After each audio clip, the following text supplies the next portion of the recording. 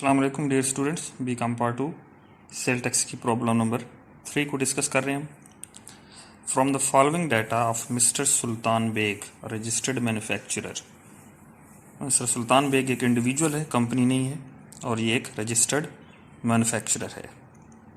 इसके हमने sale tax liability calculate करनी है 2019 के लिए।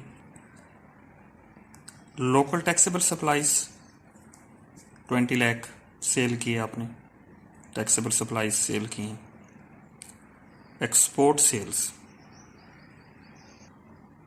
सेल्स और ज़ीरो रेटेड सप्लाईज वो सप्लाईज हैं, वो सेल्स हैं जिनके ऊपर टैक्स 0% होता है।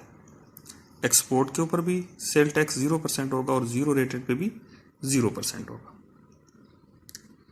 टैक्सेबल सप्लाईज जो लोकल टैक्सेबल सप्लाईज हैं उनके ऊपर 17% होगा। उसके बाद टैक्सेबल परचेजेस हैं, इनके ऊपर 17%। फिर एग्जाम्प्ट परचेजेस हैं, यानी वो परचेज हैं जो आपने ख़रीदी हैं लेकिन उनके ऊपर जीएसटी ऐड नहीं किया गया, तो वो एग्जाम्प्टेड परचेज हैं, तो उनके ऊपर इनपुट टैक्स भी हम नहीं लेंगे, क्योंकि वो जब आपने ख़रीदी थी तो कोई इनपुट टैक्स नहीं था उसके ऊपर, यानी जीएसटी ऐड नहीं किया गया था। इस वजह से आपको भी इनपुट टैक्स लेने की परमिशन नहीं होगी, तो एग्जाम्प्टेड परचेज पे इनपुट टैक्स नहीं होगा, सिर्फ टैक्सेबल परचेज पे होगा। सेल टैक्स क्रेडिट, ये इनपुट टैक्स का अनएडजस्टेड पोर्शन है, ठीक है, तो इसको हमने जो है वो आउटपुट टैक्स में माइनस करना है।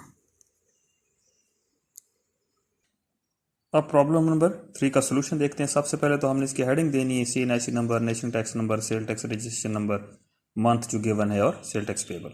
अब सबसे पहले हम आउटपुट कैलकुलेट करेंगे। अब यहाँ पर चूंकि आउटपुट में टैक्सेबल सप्लाईज भी हैं, एग्जेम्प्टेड भी हैं, जीरो रेटेड भी आ सकती हैं, तो इस वजह से अब हमने आउटपुट टैक्स यहाँ कैलकुलेट नहीं करना, यहाँ हम जस्ट आउटपुट कैलकुलेट करेंगे। टैक्सेबल सप्लाईज, एक्सपोर्ट सेल और जीरो रेटेड, ये दोनों जीरो रेटेड है, इनके ऊपर कोई टैक्स नहीं है, यानी 0% है, तो ये दोनों अलग से हमने लिखी। तो हमारे पास 5,30,000 की जो है वो एक्सपोर्ट सेल और जीरो रेटेड हैं और 20 लाख की टैक्सेबल है, तो इस तरीके से हमारे पास 25,30,000 की टोटल जो है वो आउटपुट है। अब इनपुट टैक्स हम यहीं पर कैलकुलेट करेंगे। टैक्सेबल सप्लाईज पे इनपुट टैक्स है 17%, एग्जेम्प्टेड परचेजेस पे इनपुट टैक्स नहीं है।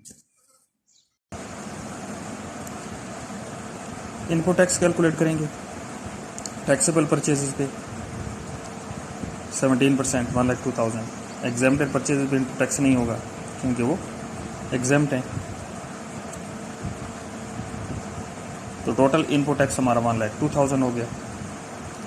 सेल टैक्स क्रेडिट 70,000 हमने यहाँ शो करना है, क्योंकि ये भी इनपुट टैक्स के साथ आउटपुट टैक्स में से माइनस होगा।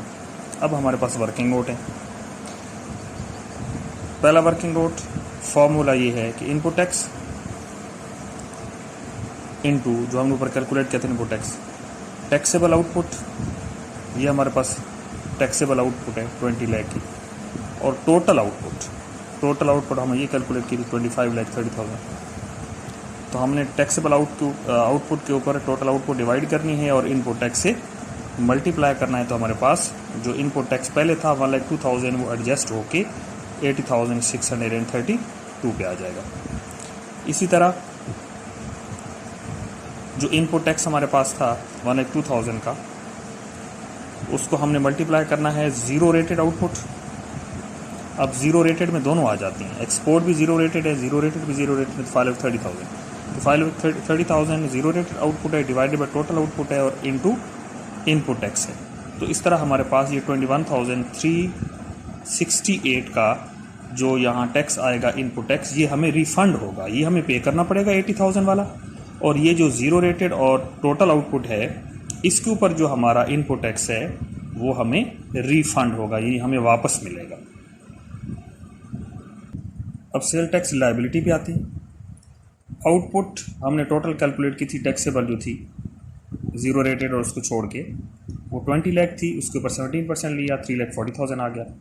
इनपुट टैक्स 80,632, ये वो जो हमने वर्किंग नोट में सॉल्व किया है, और ये आउटपुट टैक्स के 90% से काफ़ी कम है। आउटपुट टैक्स का 90% बन रहा है 3,06,000, तो ये सिर्फ 80,000 है, तो हम इसको माइनस कर सकते हैं, विद इन लिमिट है ये, तो आउटपुट टैक्स में से इनपुट टैक्स माइनस हो गया।